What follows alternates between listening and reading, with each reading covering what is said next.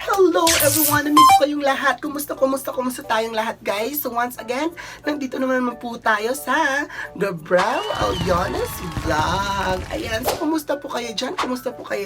Hello sa ating mga SK chairpersons at sa mga SK kagawads dyan all around the world. Ayan, nakapag-appoint na ba lahat ng SK treasurers and secretary? Good for you guys! Dahil ngayong gabi, malalaman natin kung ano nga ba yung mga tasks and responsibilities ng SK treasurers, mga kapatid, no? So, kayo dyan guys, maraming salamat din sa mga persons na mga gusto nang magpa-shoutout sa ating YouTube channel. Next time, i-accumulate ko muna. Alam ko marami na kayo dyan sa ating comment section. Maraming salamat sa inyong pagtangkilik, pagsuporta sa ating YouTube content or YouTube channel. And of course guys, ang ating pag-uusapan ngayong gabi, yes, you got it right. Ang pag-uusapan natin is all about SK Treasurer. Ayan. So, yan po yung ating pag-uusapan ngayon, guys. So, setbacks, relax, and enjoy after this short intro.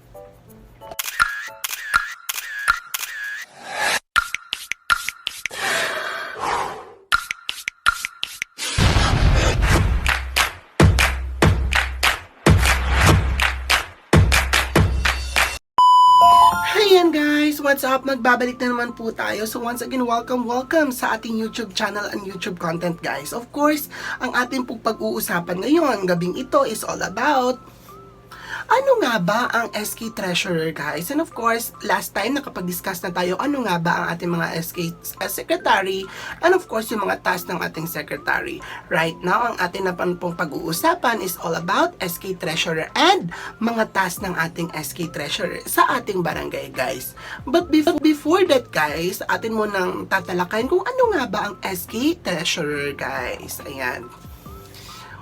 Ang SK Treasurer is ang usang sangguniang kabataan treasurer is a position in the local youth development council in the Philippines, known as the sangguniang kabataan. The SK is a youth organization at the barangay, village, or community level, and it is part of the larger and local government structure in the country. Ayan, kahit saang mundo, lupalop man yan guys, kahit anong barangay ka man, meron talaga dapat na SK Treasurer na of course, appointed na SK Chairperson. The SK Treasurer plays a crucial role in promoting transparency, accountability, and proper financial management within the Youth Council.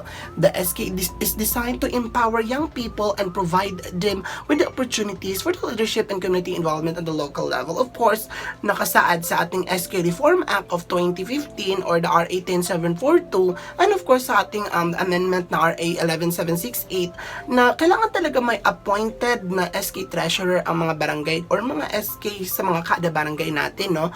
Of course, sila yung na-assigned sa pag-fix, pagtatago ng mga financial documents, sa pagtatago ng lahat-lahat ng pera. Hindi naman lahat na pupunta sa kanila. Alam naman natin na may 10% yung SK fund, no? Malaking pera yan, guys. Hindi yan agad-agad na pupunta yan, guys, sa kanilang bank account. Of course, meron din silang tinatawag dito. Maraming requirements kaya sila na nakapagpahawak ng pera. Of course, nag-fill up pa sila ng fidelity bond with SK chairperson. Na ano, of course, once again, hindi yan agad-agad na pupunta sa kanila yung pera agad-agad. Every month yan guys, may nalalaglag sa SK Fund. Ayan. So, yan. Si SK Treasurer ang na-assign kung magkano ang nalalaglag. Of course, 10% fund from the general fund. Ganun yon. And, galing yan sa ating era. Pero hindi na daw era tawag dyan. May bagong tawag na dyan ngayon eh. Parang ata yata, ewan ko, ipopost ko sa aking next video kung anong tawag na sa bagong era. Hindi na era tawag nun guys eh. Pero dyan, ayan, ipopost ko dyan, ayan, so yan po yung ang tawag sa bagong era. Kinoment lang din po ito guys, ng aking YouTube subscriber or YouTube content viewer po na akin dyan, ayan guys. So of course, kailangan nating malaman kung ano nga ba yung mga qualifications bago maging isang SK Treasurer. Same lang din ng SK Secretary guys. Must not has been convicted by the final judgment of any crime involving moral turpitude. The appointment of SK secretaries and treasurers must undergo the mandatory training program before they can assume the office. Ayan, kailangan mo nang dumaan ng mandatory trainings and seminar yung ating mga SK treasurer guys. Must not be within the civil degree of consanguinity or affinity to any incumbent elected officials, regional, province, barangay officials in the locality where he or she he or she seeks to be appointed. Ayan, kung gusto mo magpa-appoint ba naman, no? So, kailangan hindi ka nakapasok sa second civil degree of consanguinity or of affinity. Mga ano yan guys, mga family related lang, hindi kayo family related ng SK chairperson or kahit saan pa po. Ayan, at least 18 years but not more than 30 years of age on the day of the appointment for not less than 1 year. Ayan, na-change na po ito yan guys, no? Sa ating SK Reform Act of 2015, ano pa lang to, 18 to 24 years old. Same lang ng edad ng SK chairman at SK chairperson. But right now, change na din yan, inamend po yan ng RA 11768, ginawa na po siyang 18 years old to 30 years old. Di ba bonggang-bongga na rin dyan? A resident of the barangay for not less than 1 year. It's either 6 months, basta kay residente ka po ng iyong barangay, ganun. Okay lang ba tayo dyan guys?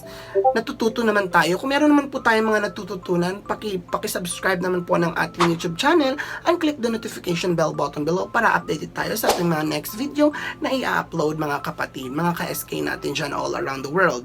Able to read and write Filipino, English, or the local dialect. And very, ano lang yan guys, very general lang yan guys, no? Kailangan talagang alam or may alam sa pag-write ng Filipino, English, and local dialect yung ating mga SK treasurer. Kayo dyan, mga SK chairperson, nakapag-appoint na ba kayo ng inyong mga SK treasurer? Of course, ito yung mga qualifications, so kailangan mag-appoint na talaga tayo, no? Next naman is, ready na ba? Are you ready na ba? Let's get started na kung ano nga ba yung mga duties and responsibilities ng isang SK treasurer, guys. Ayan, mga duties and of Sangguniang Kabataan Treasurer. Maraming salamat nga pala sa Department of Interior and Local Government Facebook account. Doon ko po ito nakuha, guys. Ayan. I-follow niyo po sila sa kanilang Facebook account, DILG Philippines, and sa kanilang Twitter account ng DILG Philippines. And pwede niyo po kayong mag-search sa ating website, which is www.dilg.gov.ph. Ayan. Ito po yung ating mga tasks and responsibilities ng SK Treasurer, guys. Of course, galing po yan sa Department of Interior and Local Government Unit. Ayan, maraming salamat sa DILG. So, ang duties of the Sangguniang Kabataan Treasurer is take custody of all the SK property and funds. So, siya po ang custodian, guys, no? Lahat ng mga perang dumadating at lumalabas sa SK sa SK, siya po ang dapat may alam niyan, guys, no? Of course. Next is serve as consignatory in all withdrawals from the SK funds and disburse funds in accordance with the approval of the annual and the supplemental budget. Ayan. Siya po ay, of course, bago lumabas yung pera, of course, kasali po siya sa signatories. Kailangan yung perma ni SK Treasurer, of course, ni SK Chairman, and ni SK BMO, Budget Monitoring Officers. Kailangan andyan talaga sila sa mga pera na ipinapalabas natin, guys. Ayan, next time gagawa po tayo ng video kung ano nga ba yung mga Budget Monitoring Officer or SK BMO na kailangan din mag-appoint kayo dyan, mga SK Chairperson, no? So, yan na nga, take custody of all SK properties and funds, serve as consignatory in all withdrawals from the SK funds and disburse funds in accordance with the approved annual supplemental budget. Ganun yun, guys. So, take note kayo dyan, guys, no? Next na task is collect and receives contribution of monies, materials, and all other resources from the SKs and the Katipunan ng Kabataan. Of course, pang ating mga Katipunan ng Kabataan, pag may mga funds sila at may mga money sila na gusto nilang ipatago or gusto nilang ipatago muna or ipa-fix or gusto nyo ipa-custod yan si SK Treasurer, pwedeng yan si ating SK Treasurer yan, guys. Siya ang pwedeng mag-collect at pag-receive ng mga monies and contribution, so on and so forth, no? Parang kung dumaan kayo ng parang school treasurer, ganun din yung trabaho ng ating SK Treasurer rather. Next naman is certify to the ability of the SK funds whenever necessary. Ayan. Pag sometimes, of course, kailangan yung ating mga program is in line sa ating annual Barangay Youth Investment Plan or ABIP, no? Of course, guys, no? Dapat din, guys, malaman ni SK Treasurer kung ano ang lumalabas. Kasi siya din po ang may alam kung saang banda na ng annual Barangay Youth Investment Plan or ABIP ang ating ipinapalabas na pera. Of course, kailangan nakaangkla yung ating mga pinapalabas na pera sa ating ABIP, guys, no? So, dapat connected or in line sa ABIP ang mga pera na pinapalabas natin. Ayan, yan po yung ating mga task, no? Next naman na task ng ating SK Treasurer, marami-rami talaga guys. Submit to the SK and to the Sangguniang Barangay certified and detailed statements of the actual income and expenditure at the end of every quarter. So every quarter yan guys, no, every 6 months, kailangan talagang mag-submit ng ating SK Treasurer sa mga certified and detailed na mga actual income and expenditure, saan ba napunta, saan ginamit. Kailangan makakapag-update yung ating mga SK Treasurer niyan guys. Ayun. Of course, render report during the regular Katipunan ng Kabataan Assembly on the financial status of the SK. Of course, sa ating Katipunan ng Kabataan General Assembly, dyan na part na yan, yung dapat pinapalabas natin yung transparency ng mga budgetary requirements, budgeting, at kung ano-ano pang mga pera na pinapalabas talaga ng SK. No? Dito may karapatang magtanong yung ating mga KK kung saan na napunta yung mga pera ng SK, ganon, no? So, siya mismo ang mag-report, no, sa ating SK Treasurer. Siya ang mag-report sa ating Katipunan ng Kabataan General Assembly, guys, kung ano ba ang nangyayari sa pera ng SK sa inyong mga kada-kada barangay. Ganon ka-importante yung mga task ng ating SK Treasurer, guys. Next one naman guys, the last but definitely not the least, no? Perform such other duties as the SK Chairperson may prescribe or direct. So lahat po ng mga gustong ipagawa ni SK Chairperson kay SK Treasurer, pwedeng pag-uusapan nilang dalawa yan, no? Kung ano nga ba ang gusto niyang gawin, kung kailangan ba ng supplemental budget, kulang yung budget ng ganito, ng ganyan, pwede ba tayong mag-reimburse or ganon. So, or mag-realign ba kamo, ganon. So, meron tayong mga ganyan mga bagay-bagay, guys.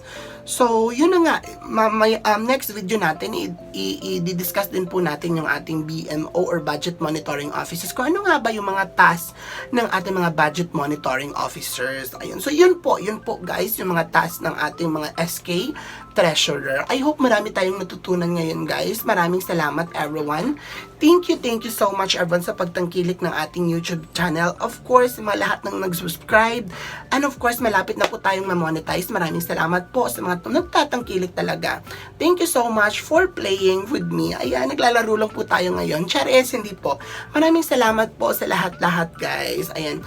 Paalam everyone, please don't forget to subscribe to my YouTube channel and click the notification bell button below para updated tayo sa mga next video na i-upload natin. Maraming salamat! Paalam!